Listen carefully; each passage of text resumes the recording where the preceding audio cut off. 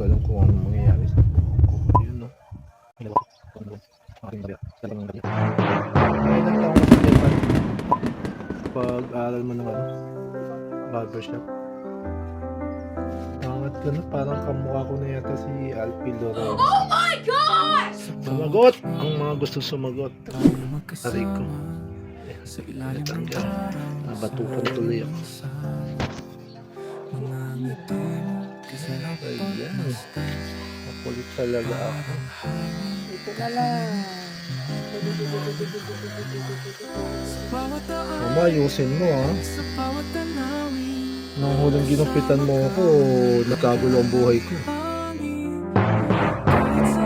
Nagkagulo ang buhay ko. Nagkagulo ang buhay ko.